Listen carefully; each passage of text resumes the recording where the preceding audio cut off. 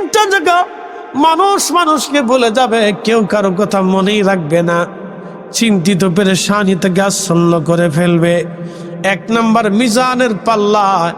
মিজানের পাল্লা যখন মিজানে নেকি আর আমলগুলি ওজন করা শুরু হয়ে যাবে, তখন সমস্ত হাসনবাসী চিন্তায় পেরেশানিতে হতবিহ্বল হয়ে যাবে।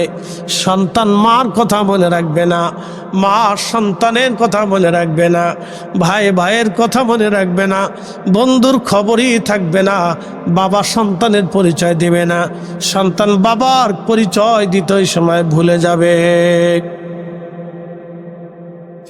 আল্লাহ নবী বলেন, আয়েশা তুমি শোনো, মিজানের পাল্লা আমার উম্মত, तमाम সৃষ্টির সমস্ত মানব জাতি, শুধু আমার উম্মত না, আদম সফিউল্লাহ থেকে কিয়ামত পর্যন্ত যত মানব জাতি, কিয়ামত পর্যন্ত যত মানব জাতি আসবে, হাসরের ময়দানে মিজানের পাল্লায় দাঁড়িয়ে সবাই সবাইকে বলে যাবে।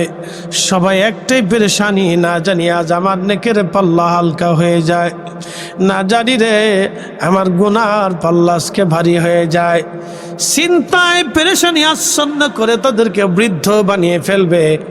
সন্তানের কথা মনে থাকবে না, কারো কথাই ওই সময় মনে থাকবে না, সবাই নিজের চিন্তায় বড় পেরেশান হয়ে থাকবে। আয়েশা 2 নম্বর জায়গা হচ্ছে যখন ডান হাতে বাম হাতে আমলনামা হবে। আমলনামা ডান হাতে দিলে সামনে থেকে দেওয়া হবে, বাম হাতে দিলে পিছনের দিক থেকে তার আমলনামা দেওয়া হবে। আজকে তার জান্নাতের টিকিট দেওয়া হবে অথবা জাহান্নামের টিকিট দেওয়া হবে।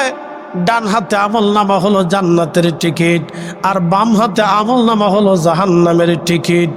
ওই টিকিট দেওয়ার সময় আহা আল্লাহ নবী বলতেছেন, আয়েশা রে, ও আমার আয়েশা তুমি শোনো, শোনো গো, মা সন্তান বলে যাবে, সন্তান মাকে বলে যাবে, বাবা সন্তান বলে যাবে, সন্তান বাবাকে বলে যাবে, কেউ কারো কথা ওই সময় মনে রাখবে না। পেরেশানি থেকে আচ্ছন্ন করে ফেলবে, এতটাই পেরেশানির মধ্যে থাকবে। টিকিট হবে জান্নাতের, না হয় জাহান্নামের। আমলনামা ডান হাতে, না হয় বাম হাতে। মানুষ এতটাই পেরেশানির মধ্যে পড়ে যাবে আয়েশা রে, কেউ কারো দিকে তাকানোর সময় হবে না, খোঁজ নেওয়ার টাইম পাবে না রে আয়েশা।